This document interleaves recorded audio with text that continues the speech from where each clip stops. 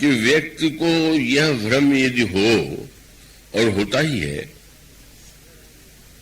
कि अगर हम दूसरे का हित सोचेंगे तो उससे हमारी हानि होगी। ऐसे बिल्कुल नहीं।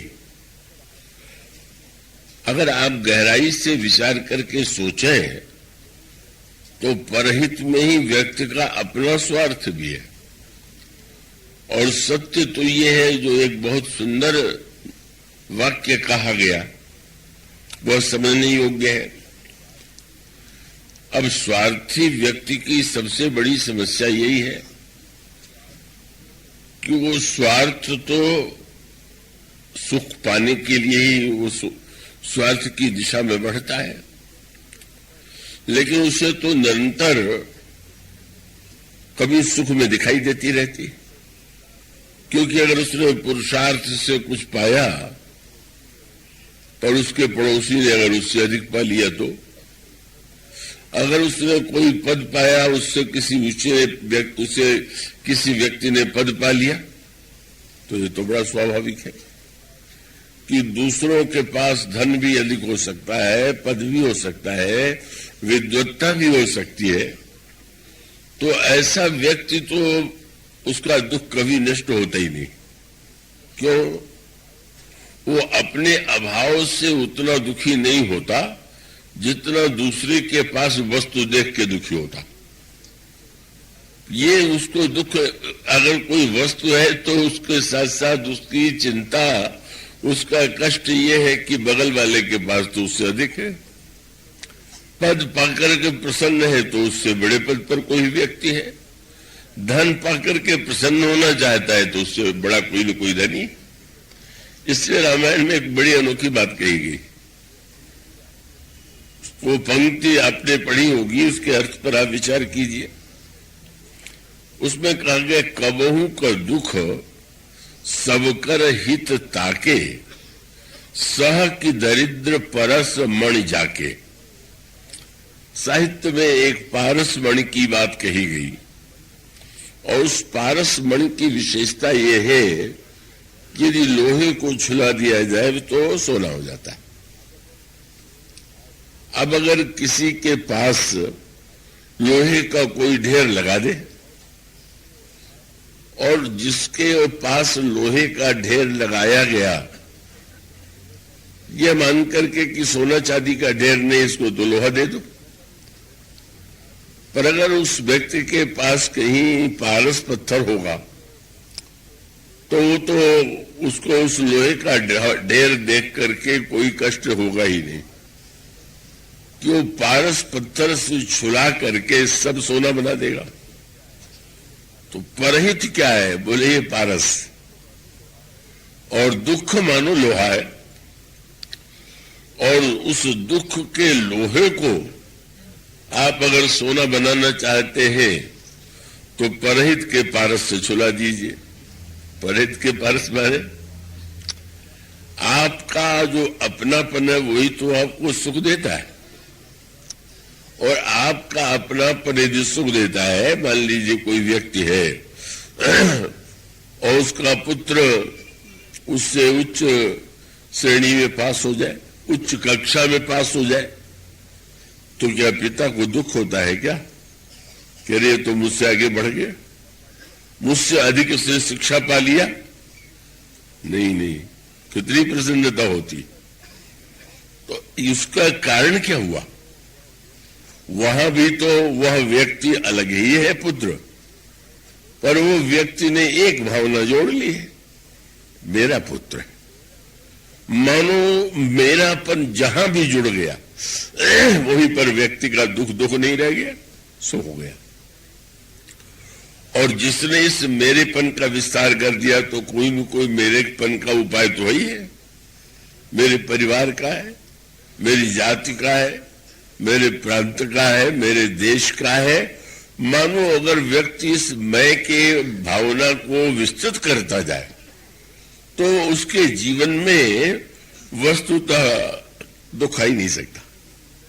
क्योंकि किसी की भी उन्नति होगी तो दूसरे की उन्नति में वो अपनापन जोड़ लेगा।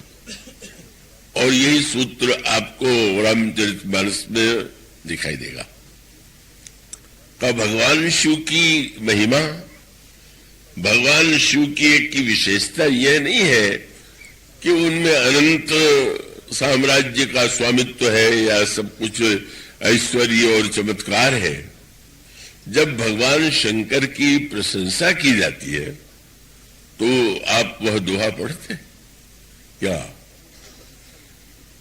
समुद्र मंथन किया गया और समुद्र मंथन का उद्देश्य था अमृत को पाना।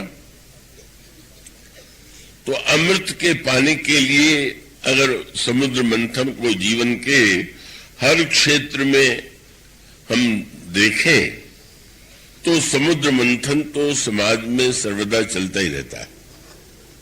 इस समय भी चल रहा है, सर्वत्र चलता रहता है। क्यों? व्यक्ति अमृत पाना चाहता है, रत्न पाना चाहता है। अगर इस अमृत की तुलना सुख से करें तो ये हम पुरुषार्थ कर रहे हैं, प्रयत्न कर रहे हैं और इसके बदले में हमको सुख का अमृत मिलेगा। ठीक है, ऐसा नहीं है कि स्वार्थ व्यक्ति जो है, स्वार्थ जो है वो व्यक्ति के जीवन में होता ही नहीं। सत्य तो यही है कि मनुष्य का सहज जो स्वभाव है वह तो स्वार्थी है। किंतु अगर व्यक्ति उस स्वार्थ भावना को सही अर्थों में उसको दिशा मिल जाए, अगर ये कह दिया जाए कि जो भी कार्य करो निस्वार्थ भाव से करो, स्वार्थ छोड़ करके करो, तो ये कहना सरल है और उसको भाषण में कहते ये लोग। लेकिन वस्तुतः ये जो मूल प्रकृति है वो मनुष्य की स्वाभाविक रूप से, एक बच्चे का भी स्वभाव यही है कि वो अपने लिए वस्तु चाहता है। तो ऐसी स्थिति में रामायण में जो सूत्र दिया गया वो बड़े महत्व का है। आशा है कि आप एकाग्रता से सुनेंगे, क्योंकि हमारे एक विज्ञ श्रोता ने भी कहा कि कल की कथा बड़ी कठिन थी। तो अब वो कठिन तो मैं तो नहीं मान के कह रहा था, लेकिन या तो हमारे कहने में कमी रह गई हो या आपके सुनने में रह गई हो, दोनों में से एक ही बात हो सकती है। तो उसका अभिप्राय ये हुआ कि गोस्वामी जी से जब पूछा गया कि आपने इतने बड़े ग्रंथ की रचना किया, इसका उद्देश्य क्या? तो वो जितने अधिकांश व्यक्ति होते हैं वो यही कहते हैं कि भाई ये तो निस्वार्थ भाव से है, लोक कल्याण के लिए है, दूसरों को प्रकाश देने के लिए। पर गोस्वामी जी ने ऐसी बात नहीं कही। गोस्वामी जी ने कहा ये रचना जो है ये तो मैंने स्वार्थ से स्वांत सुखाय किया। वो आप रामायण के प्रारंभ में श्लोक भी पढ़ते हैं, नाना पुराण निगमागम सम्मतम व्यद रामायणे निगरितम क्वचिदन्यतोपि। क्यों? दूसरे का उपकार करने के लिए नहीं, स्वांत सुखाय। तुलसी रघुनाथ गाथा भाषा निबद्ध मत मंजुल मातनोति। अपने अंतःकरण को सुख देने के लिए ही मैं इस ग्रंथ का निर्माण कर रहा हूं। तो इसका अर्थ हुआ कि बड़े स्वार्थी जो लोग कहते हैं कि हम सब कुछ दूसरों के लिए करते हैं, वे कहते हैं मैं अपने लिए कहता हूं। हम लोग कहते हैं हम दूसरे के जीवन से अंधकार मिटाना चाहते हैं, पर सारी रामायण की रचना के बाद गोस्वामी जी ने कहा ये क्यों किया गया? यत् पूर्वम कविड़ा, भगवान शंकर ने, सुकवि शंकर ने जिसकी रचना की, उसका भाषा में मैं अनुवाद कर रहा हूं। स्वांतस्तम शांत है, अपने अंतःकरण के अंधकार को दूर करने के लिए, अपने सुख के लिए, अपने अंतःकरण के अंधकार को दूर करने के लिए। पर वस्तुतः यह सत्य की स्वीकृति। पर वह एक विशेष संकेत जुड़ा हुआ है और समझने योग्य है कि जब उन्होंने कहा कि अपने सुख के लिए, और प्रारंभ में भी आप जब रामायण के विषय में पढ़ेंगे तो विस्तार से बताते हैं कि यह रामायण कैसे बनी और कैसे एक के द्वारा दूसरे को मिली और फिर मुझे कैसे मिली। रचे महेश निज मानस राखा, पाई सुसमय सिवासन बाखा। भगवान शंकर ने इस रामायण की रचना किया और अपने मन में बना के रख लिया। समय पाकर के उन्होंने पार्वती जी को सुनाया और फिर उससे तही पुण्य कागभुसुंडी दीना, कागभुसुंडी जी को प्राप्त हुई शंकर के द्वारा, याज्ञवल्क्य जी को प्राप्त हुई भुसुंड के द्वारा, और फिर अंत में कहते हैं परंपरा मुझे अपने गुरुदेव के द्वारा यह कथा सुनने को मिली। मैं पुण्य निज गुरु सन सुनी, कथा सुसूकर खेत। समझी नहीं तस बालपन तब अत रहूं अचेत, तदपि कही गुरु बारहि बारा, समझ परी कुछ मति अनुसारा। मेरी छोटी अवस्था थी, उतनी बुद्धि भी मेरी तीव्र नहीं थी, इसलिए मैं सुन तो रहा था पर पूरी तरह से समझ नहीं पा रहा था। तो हमारे गुरुदेव ने उसको बार बार हमें सुनाया, और जब सुनाया तो बाद में मेरे हृदय में यह बात आई, जब मेरी अवस्था बड़ी हुई, कि ये जो ग्रंथ संस्कृत में है, देव भाषा में है, इसको मैं गांव की भाषा में बना दूं, फिर यही होगा कि भाई गांव वालों का कल्याण करने के लिए।